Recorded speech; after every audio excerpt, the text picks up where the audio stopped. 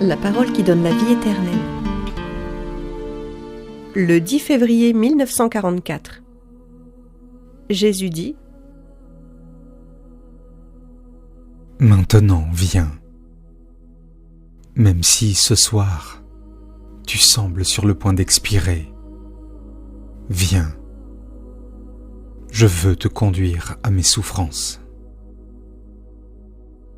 Long sera le chemin que nous devrons parcourir ensemble, car aucune douleur ne m'a été épargnée, ni celle de la chair, ni celle de l'esprit, ni celle du cœur, ni celle de l'âme. Je les ai toutes connues. J'ai fait de chacune d'elles ma nourriture et ma boisson, jusqu'à en mourir. Si tu posais ta bouche contre mes lèvres, tu sentirais qu'elle garde encore l'amertume d'une telle souffrance. Si tu pouvais voir mon humanité sous son aspect aujourd'hui étincelant, tu te rendrais compte de l'éclat avec lequel rayonnent les milliers de blessures qui couvrirent comme d'un vêtement pourpre vivant mes membres lacérés, exsangues, battus, transpercés par amour pour vous. Aujourd'hui, mon humanité resplendit, mais elle a été semblable à celle d'un lépreux, tant elle était frappée et humiliée. L'homme-dieu, dont la beauté physique atteignait la perfection, puisqu'il était fils de Dieu et de la femme sans tache, apparaissait bien laid aux yeux de ceux qui le regardaient avec amour, curiosité ou mépris. Il était un ver, comme dit David, l'opprobre des hommes, le rebut du peuple. Mon amour pour le Père et pour les créatures de mon Père m'a conduit à abandonner mon corps à ceux qui me frappaient, à offrir mon visage à ceux qui me giflaient et à ceux qui me crachaient à la figure, à ceux qui croyaient faire une bonne œuvre en s'en prenant à moi. Ceux-là m'arrachaient les cheveux, me tiraient la barbe, ils me transpercèrent la tête avec les épines, en rendant jusqu'à la terre et ses fruits, complices des tourments infligés à son sauveur. Ils disloquèrent mes membres, découvrirent mes os, m'arrachèrent mes vêtements, infligeant ainsi à ma pureté la plus grande des tortures.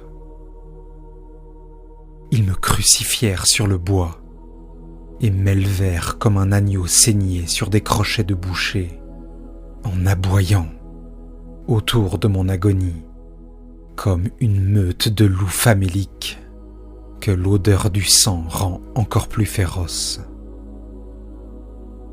Je fus trahi, vendu, renié, accusé, condamné, mis à mort, abandonné par Dieu lui-même, car sur moi pesaient les crimes que j'avais endossés, rendu plus pauvre qu'un mendiant, dévalisé par des brigands, car on ne me laissa pas un vêtement pour couvrir ma livide nudité de martyr. Même au-delà de la mort, l'insulte d'une blessure, puis les calomnies de mes ennemis ne me furent pas épargnées. Je fus submergé sous la fange de tous vos péchés, précipité jusqu'au fond de l'obscurité de la douleur, sans aucune lumière du ciel, pour répondre à mon regard de mourant, sans voix divine pour répondre à mon ultime invocation. Isaïe indique la raison d'un tel acharnement. Vraiment, c'étaient nos souffrances qu'il portait, nos douleurs dont il était chargé. Nos douleurs. Oui, c'est pour vous que je les ai subies, pour soulager les vôtres, pour les adoucir, pour les supprimer, si vous m'étiez resté fidèle. Mais vous ne l'avez pas voulu. Et qu'avez-vous obtenu? Vous m'avez considéré comme un lépreux, un homme frappé par Dieu. Oui, j'avais la lèpre de vos péchés infinis, comme un habit de pénitent, comme un cilice. Mais comment n'avez-vous pas vu rayonner l'infinie charité de Dieu sous ce vêtement endossé pour vous sur sa sainteté, couvert de plaies à cause de nos iniquités, brisé à cause de nos crimes, dit Isaïe, dont les yeux de prophète voyaient le Fils de l'homme couvert de contusions pour soigner celle des hommes. Et s'il s'était agi seulement des plaies de ma chair, mais vos coups qui m'ont le plus fortement atteint s'en prenaient à mes sentiments et à l'esprit. Vous les avez pris pour cible. Vous m'avez blessé dans mon amitié pour vous, à travers Judas, dans la fidélité que j'attendais de vous, à travers Pierre qui renie, dans la reconnaissance pour mes bienfaits, à travers ceux qui me hurlaient « Meurs donc !» alors que je les avais guéris de tant de maladies.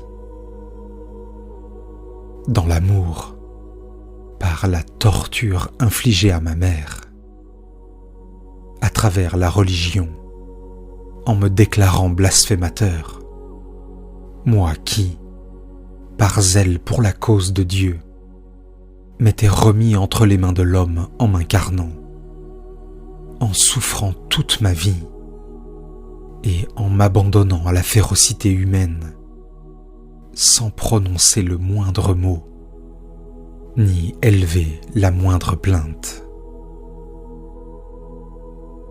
J'aurais pu réduire en cendres les accusateurs, les juges et les bourreaux en un clin d'œil. Mais j'étais venu de mon plein gré accomplir le sacrifice.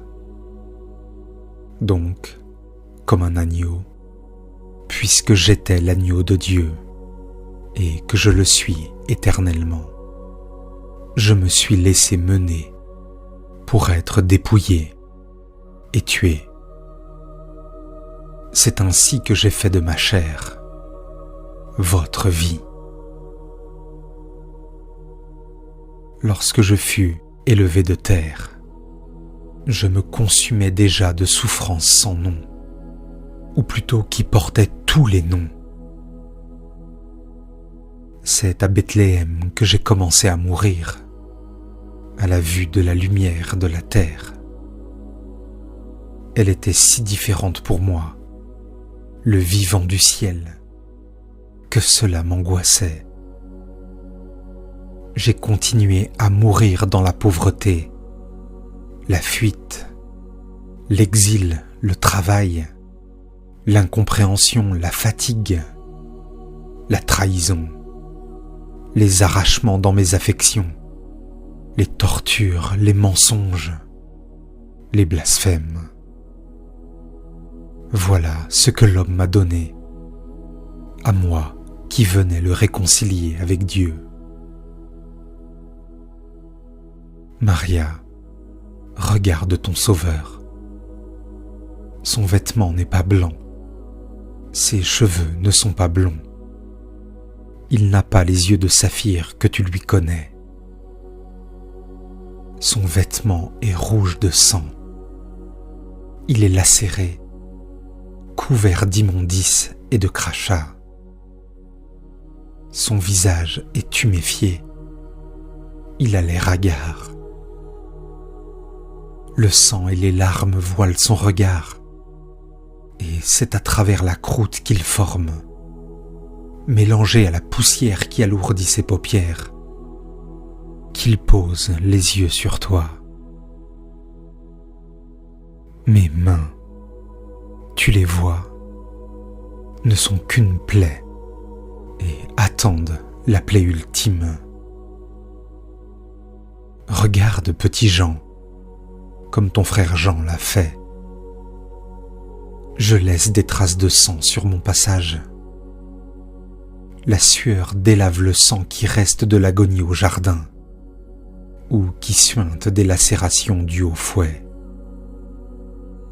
Ce sont des lèvres brûlantes et tuméfiées qui laissent passer ma parole en un souffle haletant d'un cœur qui meurt sous toutes sortes de tortures.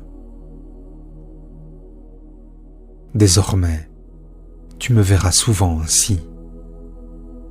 Je suis le roi de douleur et je viendrai te parler de ma souffrance en vêtements royaux. Suis-moi malgré ton agonie. Puisque je suis le miséricordieux, je saurai aussi mettre devant tes lèvres, intoxiqué par ma douleur, le miel parfumé des plus sereines contemplations. Tu dois néanmoins préférer celle du sang, car c'est grâce à elle que tu as la vie et que tu la porteras aux autres. Baise ma main ensanglantée et veille en méditant sur moi, ton Rédempteur. Le 15 février 1944. Tu as contemplé la souffrance de mon agonie spirituelle du jeudi. Tu as vu ton Jésus, angoissé comme un homme frappé à mort, qui sent sa vie s'enfuir par les blessures, qui le vide de son sang, ou comme une personne dominée par un traumatisme psychique plus grand que ses forces. Tu as vu ce traumatisme s'aggraver progressivement jusqu'à l'effusion sanguine provoquée par le déséquilibre circulatoire dû à mes efforts pour me dominer et résister au poids qui m'écrasait. Je suis le Fils du Très-Haut, mais j'étais aussi le Fils de l'homme. Je désire par ces pages établir clairement ma double nature, également totale et parfaite. C'est ma parole qui vous permet d'avoir foi en ma divinité, car elle a des accents qui ne peuvent appartenir qu'à Dieu. Mon humanité vous est montrée par les besoins, les passions, les souffrances que je vous présente et que j'ai subies dans ma chair d'homme véritable. Et elle vous est proposée en modèle pour votre humanité, de la même manière que j'instruis votre esprit par ma doctrine de vrai Dieu. Tant ma très sainte divinité que ma très parfaite humanité ont été affadies au cours des siècles, sous l'action désagrégeante de votre humanité imparfaite. Leur représentation a été déformée. Vous avez rendu mon humanité irréelle, inhumaine, tout comme vous avez rapetissé ma figure divine en niant de nombreux aspects qui vous gênaient. Vous n'arriviez plus à reconnaître ces aspects, tant vos esprits étaient étouffés par le vice, l'athéisme, l'humanisme ou le rationalisme. En cette heure tragique, qui annonce des malheurs universels, je viens vous rafraîchir l'esprit sur ma double nature de Dieu et d'homme, afin que, de nouveau, vous la connaissiez après tout l'obscurantisme dont vous avez recouvert vos esprits, et afin que vous l'aimiez, que vous y reveniez, et que vous soyez sauvés par elle. c'est la figure de votre Sauveur. Ceux qui la connaîtront et l'aimeront seront sauvés. Ces jours-ci, je t'ai montré mes souffrances physiques. Elles ont torturé mon humanité. Je t'ai révélé mes souffrances morales qui étaient étroitement liées, entrelacées à celles de ma mère, en union totale. On ne peut comparer cette unité dans la douleur qu'aux lianes inextricables des forêts équatoriales. Il est impossible de les séparer pour en écarter une. Il faut les couper d'un même coup de machette pour se frayer un passage et les tuer ensemble. Ou, pour prendre un meilleur exemple, il est impossible que la mort d'une mère enceinte n'atteigne pas le bébé qu'elle porte, puisque ce sont la chaleur, la nourriture, le sang, la vie de la mère, qui, au rythme des battements de son cœur, pénètre par des membranes internes jusqu'à l'enfant et achève de le mettre au monde. Elle, ma pure mère, ne m'a pas porté 9 mois seulement comme toute femme porte le fruit de l'homme, mais sa vie durant. Nos cœurs étaient unis par des fibres spirituelles et ont toujours battu ensemble. Aucune larme de ma mère n'a coulé sans strier mon cœur de son sel, et chacune de mes lamentations intérieures a résonné en elle et réveillé sa douleur. Vous éprouvez de la peine devant la mère d'un fils condamné par quelque maladie inguérissable, ou devant la mère d'un condamné à mort par la rigueur de la justice humaine. Pensez donc à ma mère. Dès l'instant de ma conception, elle a tremblé à l'idée que j'allais être le condamné. Lorsqu'elle a déposé son premier baiser sur le corps doux et rose du nouveau-né que j'étais, elle a senti d'avance les plaies de son enfant. Elle aurait 100 fois donné sa vie pour m'empêcher de devenir homme et de parvenir au moment de l'immolation. Elle savait et devait désirer cette heure terrible pour accepter la volonté du Seigneur, pour la gloire de Dieu, par bonté pour l'humanité. Non, il n'y a pas eu d'agonie plus longue que celle de Marie, qui s'est achevée en une douleur plus grande encore. Jamais il n'y eut douleur plus horrible et plus complète que la mienne. Je ne faisais qu'un avec le Père. De toute éternité, il m'avait aimé comme seul Dieu peut aimer. Il avait mis en moi toute sa complaisance et avait trouvé en moi sa joie divine. Et moi, je l'avais aimé comme seul Dieu peut aimer, et j'avais trouvé ma joie divine dans mon union avec lui. Il est impossible de vous expliquer les relations inexprimables qui lient éternellement le Père et son Fils, même par ma parole, car si elle est parfaite, votre intelligence ne l'est pas, de sorte que vous ne pouvez comprendre et connaître qui est Dieu, tant que vous n'êtes pas avec lui au ciel. Eh bien, je sentais croître heure par heure, comme l'eau qui monte et fait pression sur une digue, la sévérité du Père à mon égard. En guise de témoignage contre ces brutes que sont les hommes, qui ne voulaient pas comprendre qui j'étais, il a ouvert le ciel à 3 reprises pendant ma vie publique. Au Jourdain, au Tabor et à Jérusalem, à la veille de la Passion. Mais c'est pour les hommes qu'il l'a fait, et non pour me réconforter. Moi, désormais, j'étais l'expiateur. Il arrive fréquemment, Maria, que Dieu fasse connaître aux hommes l'un de ses serviteurs, afin que cela les frappe, et que par cette personne, ils reviennent à lui. Mais là encore, c'est grâce à la souffrance de ce serviteur que cela se produit. C'est lui qui paye, en mangeant le pain amer de la sévérité de Dieu, le réconfort et le salut de ses frères. N'est-ce pas vrai? Les victimes d'expiation connaissent la rigueur de Dieu. La gloire vient ensuite, une fois que la justice est apaisée.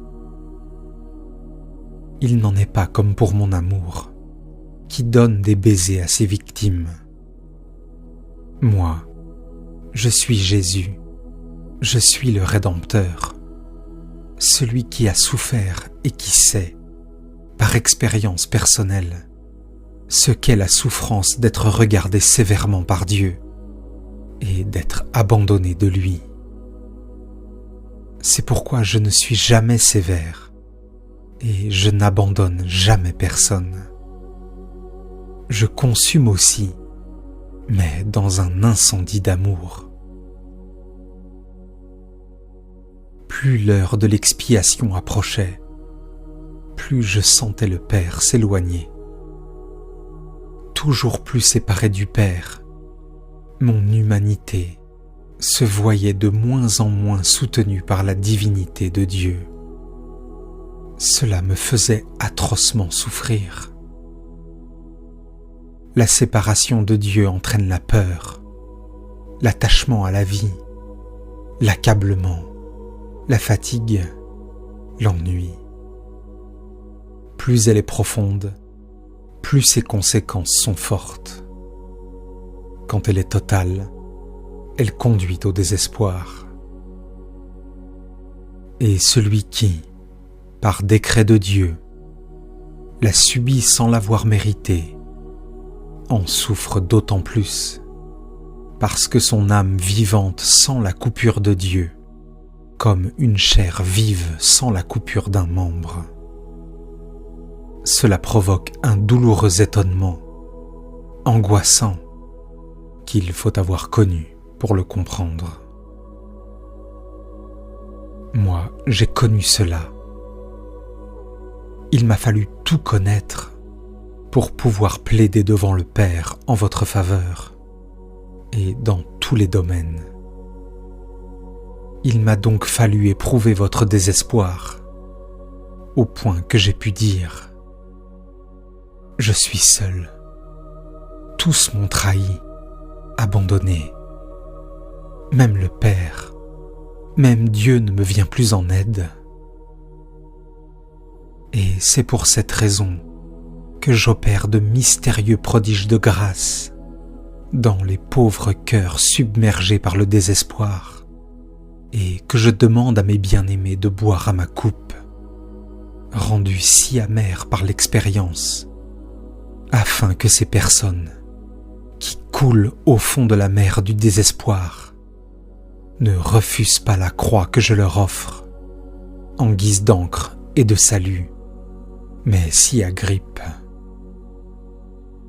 Je pourrais ainsi les amener au bienheureux rivage, où seule règne la paix. Je suis seul à savoir si, en ce jeudi soir, j'allais avoir besoin du Père. Mon esprit agonisait déjà sous l'effort d'avoir surmonté ces deux insupportables douleurs de l'homme. L'adieu à une mère tendrement aimée et la proximité d'un ami infidèle. Ces deux plaies me brûlaient le cœur, l'une par ses larmes, l'autre par sa haine. Il m'avait fallu partager mon pain avec mon Caïn. J'avais dû lui parler en ami pour ne pas l'accuser devant les autres.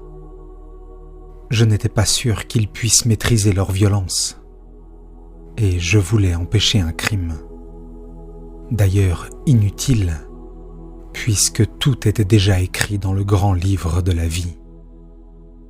Ma sainte mort, comme le suicide de Judas. D'autres morts réprouvées par Dieu étaient inutiles. Nul autre sang que le mien ne devait être versé, et il en fut ainsi. La corde brisa cette vie, en enfermant dans le sac immonde du corps du traître son sang impur d'homme vendu à Satan, car ce sang ne devait pas se mêler, en tombant sur la terre, au sang très pur de l'innocent. Ces 2 plaies auraient suffi à faire de moi un agonisant intérieur. Mais j'étais l'expiateur, la victime, l'agneau. Avant d'être immolé, l'agneau connaît la marque brûlante, les coups, le dépouillement, la vente au boucher, enfin le froid du couteau qui pénètre dans sa gorge, le saigne et le tue. Il lui faut d'abord tout abandonner. Le pâturage où il a grandi, la mère qui l'a nourri et réchauffé, ses compagnons de vie. Tout, j'ai tout connu, moi, l'agneau de Dieu. Satan est alors venu, tandis que le Père se retirait aux cieux. Il était déjà venu me tenter dans les débuts de ma mission, pour m'en détourner. Il était de retour. C'était son heure, l'heure infernale, satanique. Des hordes de démons s'étaient répandues cette nuit-là sur la terre, pour porter à son terme la séduction des cœurs et les disposer à souhaiter le meurtre du Christ.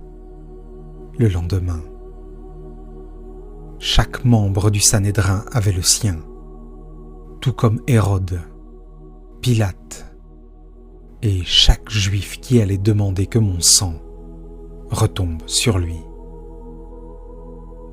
Les apôtres eux-mêmes avaient un tentateur auprès d'eux, pour les endormir au moment où, moi, je souffrais, et pour les préparer à la lâcheté. Remarque le pouvoir de la pureté.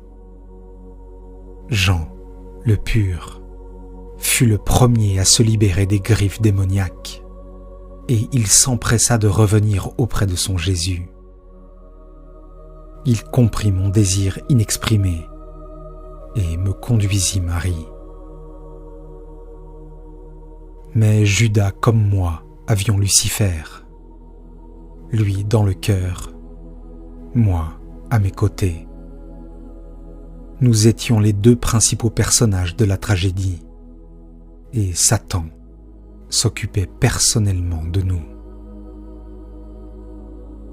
Après avoir conduit Judas au point de non-retour, il s'en prit à moi. Avec une ruse parfaite, il me présenta les tortures physiques avec un réalisme inouï. Dans le désert déjà, il avait commencé par la chair. Je le vainquis par la prière. L'esprit a dominé les peurs de la chair. Il me montra alors l'inutilité de ma mort, alors qu'il serait bien plus avantageux de vivre pour moi-même, sans m'occuper des hommes ingrats. Vivre riche, heureux, aimé. Vivre pour ma mère, pour lui éviter toute souffrance. Vivre pour amener à Dieu, par un long apostolat des hommes nombreux. Il m'exposa que ma mort ne leur apporterait rien, puisqu'ils allaient m'oublier, alors que si je restais leur maître, non pas 3 ans seulement, mais pendant des dizaines d'années, il finirait par s'approprier ma doctrine. Ces anges allaient m'aider à séduire les hommes. Est-ce que je ne voyais pas que les anges de Dieu ne venaient pas à mon secours? Plus tard, Dieu m'aurait pardonné à la vue de la moisson de croyants que je lui aurais amenée. Au désert aussi, il m'avait poussé à tenter Dieu par l'imprudence. Je l'ai vaincu par la prière. L'esprit a dominé la tentation morale. Il souligna l'abandon de Dieu. Le Père ne m'aimait plus. J'étais chargé de tous les péchés du monde. Je lui faisais horreur. Il était absent. Il me laissait seul. Il m'abandonnait à la risée d'une foule féroce. Il ne m'accordait pas le moindre réconfort divin. J'étais absolument seul. Il n'y avait plus, à cette heure, que Satan auprès du Christ. Dieu et les hommes étaient absents parce qu'ils ne m'aimaient pas. Ils me haïssaient ou étaient indifférents. Je priais pour couvrir ces paroles sataniques, mais ma prière ne s'élevait plus vers Dieu. Elle retombait sur moi, comme les pierres d'une lapidation, et m'écrasait sous son poids. Prier avait toujours été pour moi caresser le Père. C'était une voix qui s'élevait et à laquelle répondaient des caresses et des paroles du Père. Mais ma prière était désormais morte, pesante, vaine, et elle butait contre les cieux clos. J'ai alors senti toute l'amertume du fond de la coupe, le goût du désespoir. Et c'était bien ce que voulait Satan, m'amener à désespérer pour faire de moi son esclave. Mais j'ai vaincu ce désespoir. Je l'ai vaincu par mes propres forces, parce que je l'ai voulu, par mes seules forces humaines.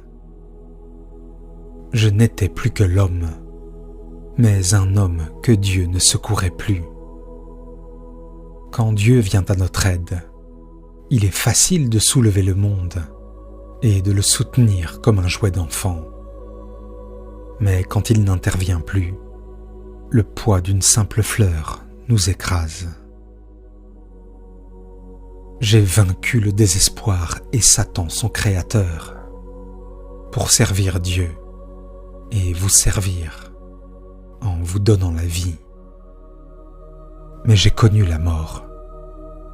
Non pas la mort physique d'un crucifié, celle-là fut moins atroce, mais la mort totale, consciente, du lutteur qui tombe après avoir triomphé, le cœur brisé et le sang qui s'extravase dans le traumatisme d'un effort supérieur à ses possibilités. Et j'ai sué du sang. J'ai sué du sang pour rester fidèle à la volonté de Dieu. Voilà pourquoi l'ange de ma douleur m'a exposé l'espérance de tous les sauver par mon sacrifice, comme remède à ma mort. Vos noms, chacun fut pour moi une goutte médicinale, infusée dans mes veines pour leur rendre du tonus et leur permettre de remplir leurs fonctions. Chacun fut pour moi vie qui revenait, lumière et force. Au moment des tortures inhumaines, je me suis répété vos noms pour ne pas hurler ma souffrance d'homme et pour ne pas désespérer de Dieu et l'accuser de se montrer trop sévère et injuste envers sa victime. Je vous ai vu. Dès cet instant, je vous ai béni et je vous ai porté dans mon cœur. Et lorsque votre heure est venue de paraître sur cette terre, je me suis penché du haut des cieux pour accompagner votre naissance, tout heureux à l'idée qu'une nouvelle fleur d'amour était née dans le monde et qu'elle allait vivre pour moi.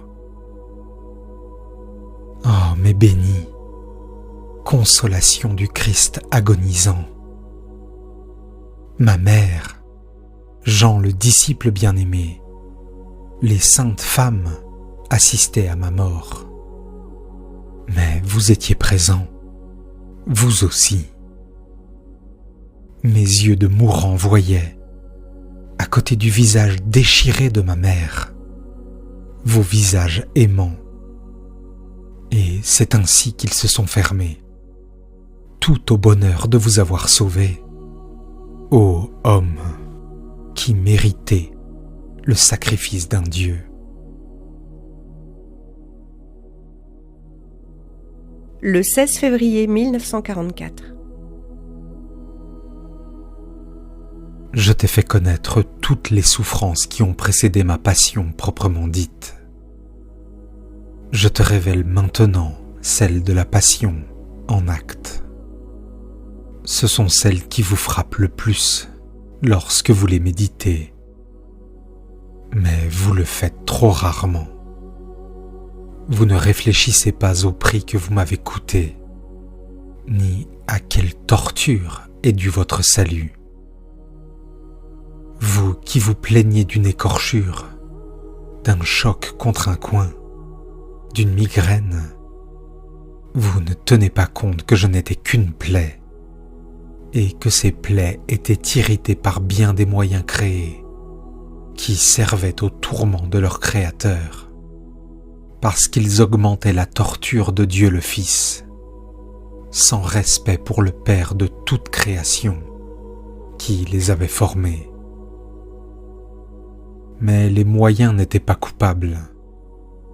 C'est toujours l'homme qui est coupable, depuis le jour où il a écouté Satan au paradis terrestre. Jusqu'alors, la création n'avait ni épine, ni poison, ni férocité pour l'homme, cette créature élue. Dieu avait fait un roi de cet homme créé à son image et ressemblance. Et dans son amour paternel, il n'avait pas voulu que la création puisse nuire à l'homme.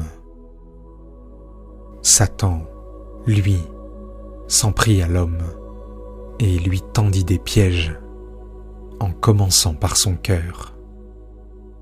Il atteignit ensuite l'homme lui-même avec la punition du péché, les ronces et les épines.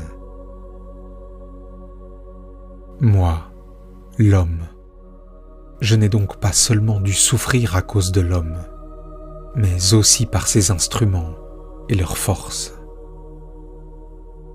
Des hommes, j'ai reçu insultes et sévices. Les instruments en furent les armes. Dieu avait donné à l'homme une main pour le distinguer des bêtes sauvages. Il lui avait appris à l'utiliser. Il l'avait mise en relation avec l'intelligence pour qu'elle exécute les ordres de l'esprit. Une main si parfaite aurait dû ne servir qu'à caresser le Fils de Dieu, dont elle avait reçu caresse et guérison lorsqu'elle en avait besoin. Or, elle s'est révoltée contre lui. Elle le gifla, lui donna des coups de poing, s'arma de fouet, se fit tenaille pour lui arracher les cheveux et la barbe, et maillet pour enfoncer les clous. Les pieds de l'homme n'auraient dû lui servir qu'à courir adorer le Fils de Dieu, mais ils se hâtèrent de venir m'arrêter, me pousser et m'entraîner vers mes bourreaux, en me lançant plus de coups de pied qu'on ne le ferait à l'encontre d'une mule rétive. La bouche de l'homme aurait dû être l'instrument de la parole, cette parole qui, de toute la création, a été accordée aux seuls hommes pour louer et bénir le Fils de Dieu. Mais elle s'est emplie de blasphèmes et de mensonges pour en proférer avec sa bave contre ma personne. L'intelligence de l'homme, qui est la preuve de son origine céleste, s'efforça d'inventer des tourments d'une cruauté raffinée. C'est l'homme tout entier qui a torturé le Fils de Dieu. Pire, il a appelé la terre et ses produits à son secours. Des galets des torrents, il fit des projectiles pour me blesser. Il utilisa des branches en guise de matraque. Le chanvre retors fut utilisé pour former des cordes pour me traîner, en m'entaillant les chairs. Il tressa des épines en une couronne de feu brûlant sur ma tête épuisée. Il se servit des minéraux pour rendre plus cruel le fouet. Le roseau devint un instrument de torture. Les pierres du chemin furent un obstacle sous les pieds vacillants de celui qui, déjà mourant, montait vers sa mort en croix. Le ciel s'est uni à la terre. Le froid de l'aube sur mon corps épuisé par l'agonie dans le jardin. Le vent qui exacerbe la douleur des blessures, sans oublier le soleil qui avive les brûlures et la fièvre, amène mouches et poussière et éblouit mes yeux fatigués, sans que mes mains ligotées puissent les en protéger. À tout cela s'unirent les fibres offertes à l'homme pour revêtir sa nudité. Le cuir devint fouet, la laine du vêtement colla aux plaies ouvertes par les coups, causant des irritations telles que chaque mouvement m'était un supplice. Tout, absolument tout, a servi à torturer le Fils de Dieu. À l'heure où il était devenu hostie offerte à Dieu, lui, par qui toute chose fut créée, les eut toutes contre lui. Non, Maria, rien n'a apporté le moindre réconfort à ton Jésus. À l'exemple de vipères féroces, tout ce qui existe s'en est pris à moi pour me mordre et accroître mon supplice. Vous devriez penser à cela lorsque vous souffrez.